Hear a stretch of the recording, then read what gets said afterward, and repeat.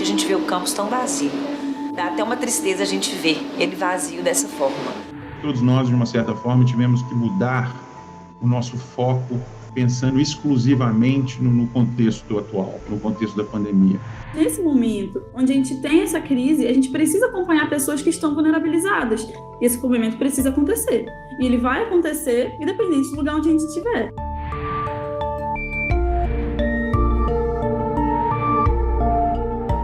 Nós, da UFMG, temos um sentido de missão, fazemos isso com enorme prazer, inclusive, de dar uma resposta para a sociedade frente aos problemas que surgem no dia a dia. Porque essa é a nossa obrigação, nossa responsabilidade, nossa missão, nossa vocação.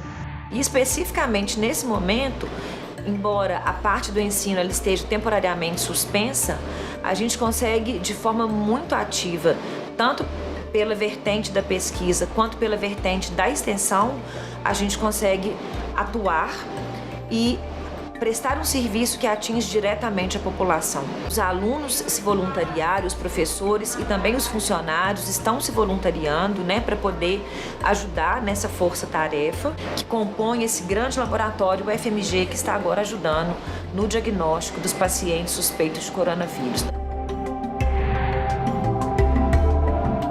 Meu nome é Olivia, eu estou falando do Polo Cidadania. Eu queria saber melhor como que os trabalhadores vão poder se juntar.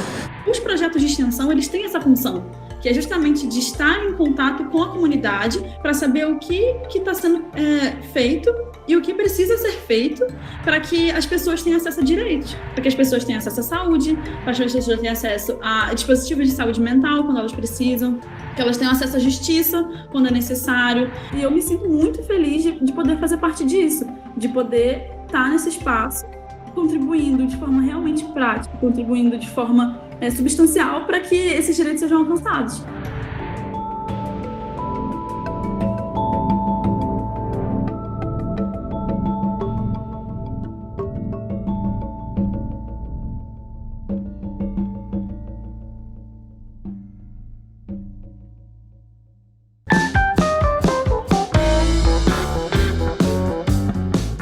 Um grupo de empreendedores, makers, pesquisadores começaram a se reunir e pensar em soluções para esse problema que a gente está enfrentando agora. E foi então que a gente decidiu concentrar um primeiro esforço em produzir esses protetores faciais ou escudos faciais, como algumas pessoas falam. A gente está tendo uma alta demanda. Aí a primeira coisa que nós fizemos, o grupo, foi entregar 30 máscaras no sábado passado para o Hospital das Clínicas, para eles testarem, para ver se estava adequado e se estava funcionando antes da gente começar a produção. E também a gente estava muito preocupado com a questão de segurança e com a questão de aprovação dos órgãos sanitários, como da Anvisa. Então, na segunda-feira, essa semana, a Anvisa aprovou, em caráter emergencial, a utilização, a produção desses equipamentos, e a distribuição desses equipamentos de baixo custo que a gente consegue fazer por nós mesmos, em laboratórios e em casa das pessoas. Então, desde segunda-feira, a gente está mobilizando um grupo também de professores da UFMG, pesquisadores da Fiocruz, pesquisadores que fazem parte do CETENANO, do Colégio Técnico da UFMG, do Cefet. Então, hoje em dia, são mais de 60 pessoas envolvidas nessa impressão do escudo do protetor facial. Então, tem uma semana mais ou menos que a gente começou essa iniciativa. E a distribuição ainda está aos poucos, mas a gente pretende nesse sábado fazer uma montagem maior e fazer uma distribuição. Uma necessidade que surgiu foi justamente os face shields, as máscaras de proteção para os profissionais de saúde, mais especificamente os médicos. E como o nosso laboratório aberto é um espaço maker, a gente tinha a condição de produzir as coisas, sendo uma delas as impressões 3D e também corte a laser. Então a gente tem todo o equipamento necessário, tanto para produzir a base que vai ser colocado, quanto o corte. E como eu já estava aqui no laboratório, eu me voluntariei, com a Tinisa Verdinha aí, para poder trabalhar nessa produção. Vários hospitais nos ligando o tempo todo, pedindo Os médicos também, a gente já validou com os médicos, os protetores, então agora a gente está trabalhando para melhorar a qualidade deles, para ficar mais confortável, porque os profissionais usam durante 12, 14 horas esse equipamento, então a gente quer melhorar a qualidade para dar um pouco mais de conforto para essas pessoas que estão arriscando, né, as próprias vidas. Toda a comunidade tem acesso a esse modelo que a gente utiliza, então, para a sua produção, impressoras 3D, e cortador a laser para cortar a parte dianteira do protetor facial. Então a gente está fazendo dessas duas maneiras, né? Utilizando a impressora 3D e a cortadora a laser. Teria um jeito de a gente fazer de uma maneira mais rápida, que seriam com injetores. Então a gente precisa de apoio de empresas que possuam esses injetores para que a gente consiga aumentar e escalar mais essa produção. Então atualmente, na nossa rede total, a gente deve ter cerca de 80 impressoras funcionando, que vai possibilitar que a gente entregue cerca de 300 a 400 protetores por dia em Belo Horizonte. É importante que os médicos estejam seguros e também que os pacientes estejam seguros. E eu estou fazendo o que eu acho que eu consigo, né, o quanto que eu posso oferecer para a sociedade, né, não ficar ensimesmado. E esse foi o motivo pelo qual eu decidi voluntariar.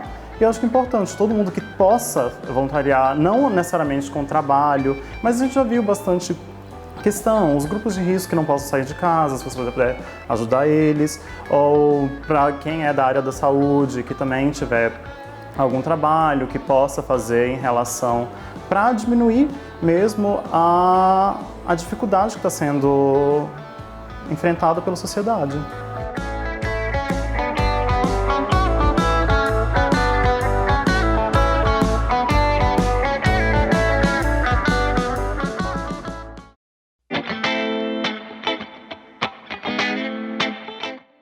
O aplicativo ele tem uma funcionalidade, uma interatividade muito grande. Na verdade, ele é um painel de dados, baseado nos dados oficiais do Ministério da Saúde, com vários tipos de incertezas, de ruídos, né? Notificação, a questão da demora dos resultados, dos testes, né? Dos exames, a questão de não ter teste para todo mundo, né? Mas já dá uma luz para a gente, um norte do que pode estar acontecendo, né? Então, assim, um cenário mais otimista, essas previsões e esses dados te dão essa noção, né? Eu tenho um método, né, um modelo que é chamado de alisamento exponencial. Com os dados hoje, né, eu consigo construir esse modelo, e esse modelo, baseado nos dados, consegue fazer essa extrapolação para o amanhã, para o depois de amanhã, que a gente chama de projeção ou previsão, né? É um método científico, é tudo baseado nos dados que a gente tem. Então, basta a pessoa ter acesso à internet, ela consegue acessar o aplicativo. E esse aplicativo tem alguns parâmetros de entrada, onde você... É um aplicativo, eu não estou montando te dando necessariamente já uma análise pronta, final, com todas as conclusões, né? Você pode sim interagir com o dado, e aí você tem algumas opções, por exemplo, você pode marcar uma caixinha falando, eu quero só a previsão para o total acumulado dos casos confirmados, eu quero só a previsão, o total acumulado dos óbitos, eu vou ter também uma barrinha onde eu vou conseguir escolher se eu quero as previsões a 2 dias à frente, 3 dias, 4 dias, e aí o app me permite só fazer previsões até 7 dias à frente. Tem o contato, né, das informações nossas, desse aplicativo aí, no caso, é mais voltado para especialistas, técnicos, pessoas da área da saúde, né, essas pessoas que estão atuando mais na linha de frente, né, do enfrentamento dessa epidemia. Essas pessoas, quando elas acessam esse aplicativo, elas têm esses dados condensados e sumarizados de uma forma mais interessante para que elas possam, né, tirar suas conclusões a partir dos dados, né? Isso acaba norteando, né, esses profissionais que estão na linha de frente, tendo um acesso rápido a esse dado transformado em informação, né, se planejar, né, se programar, né, e ter aí uma noção, o próprio governo tem uma noção do que a gente tem para frente, como a gente pode enfrentar esse problema, pensando aí na janela de 7 dias.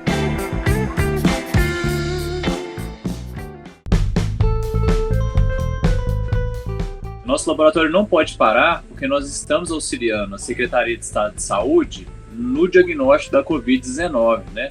O nosso laboratório é um laboratório de vírus, então a gente não pode fugir dessa missão, é nossa obrigação contribuir. Todas as pesquisas, elas pararam, né? Nós remodelamos o laboratório, transformamos um laboratório que antes era um laboratório de pesquisa, agora um laboratório de diagnóstico, né? Certificamos vários equipamentos, nós temos treinamento, certificação em biossegurança, né? Temos uma área, né, de trabalho aqui em NB2. Então, os alunos, os professores, os profissionais são todos treinados, né, em relação às boas práticas de trabalho com agentes de risco, né, tanto químicos quanto biológicos, mas em termos de biossegurança mudou muito pouco. A gente continua com o nosso padrão, que é extremamente exigente. O Laboratório de Gnetobiologia e Imunologia do Departamento de Bioquímica e Imunologia da UFMG está preocupado com 2 problemas básicos. O primeiro é qual é a influência da microbiota residente na resposta imune de um animal. Então, para isso, a microbiota residente são todas aquelas bactérias que são associadas ao nosso organismo. A segunda vertente do nosso laboratório é simplesmente estudar quais são os fatores da resposta imune que causam resistência ou suscetibilidade a parasitas. Então, nós temos, que manter os animais vivos, 2, que manter as colônias produzindo como elas sempre produziram, porque se a gente diminui essas colônias ou desacasalam, a gente não sabe se a gente vai conseguir recuperá-las. A gente sempre trabalhou com equipamento de segurança, luva e máscara, e muitas vezes com anteparo de plástico na frente do rosto. Uma das ações que o NUPAD executa é ser a referência no Ministério da Saúde para a realização da triagem neonatal no estado de Minas Gerais. O que é a triagem neonatal? É o popular teste do pezinho. Então, esse laboratório aqui da Faculdade de Medicina, ele é responsável pela execução do teste do pezinho em todo o estado de Minas Gerais. Hoje, a portaria ministerial habilita a triagem neonatal para 6 doenças, né, que, entre elas, algumas vão comprometer essa criança no seu desenvolvimento psicológico, social. Em outras doenças, ela pode vir a óbito se ela não iniciar o tratamento precocemente. Nós não podemos parar, né, porque os nossos exames, né, são considerados exames essenciais, né, inclusive por trabalhar com triagem neonatal, em que nós, né, fazemos os testes confirmatórios para algumas doenças, e também a gente continua oferecendo, mesmo nesse período, os outros exames, né, que a gente faz, né, como na prestação de serviço, né, que é os cariótipos, o diagnóstico para outras doenças, né, infecciosas e as doenças genéticas. Com a chegada do corona, né, toda a instituição foi preparada através, né, da nossa gestão de qualidade. Então nós seguimos as orientações do OMS. Então o laboratório normalmente ele já segue todas as normas e boas práticas laboratoriais, que são os usos dos EPIs, jaleco, vestimentas fechadas e touca. E nos processos específicos, o uso de máscara e luvas quando necessário. Com a chegada do corona, a gente ampliou o uso das máscaras e das luvas para todo o tempo de permanência dentro do laboratório, tá? E também em áreas comuns, como refeitório, banheiro, a gente solicitou aos funcionários um uso mais restrito para evitar aglomerações. A disponibilização de álcool gel que sempre tem, a gente aumentou, né? Como eu disse, a máscara, o uso constante, a luva. E os setores administrativos que há a possibilidade de trabalhar home office foram dispensados e estão trabalhando de home office. Somente os técnicos e as partes de execução de processos no laboratório estão tendo que vir presencialmente.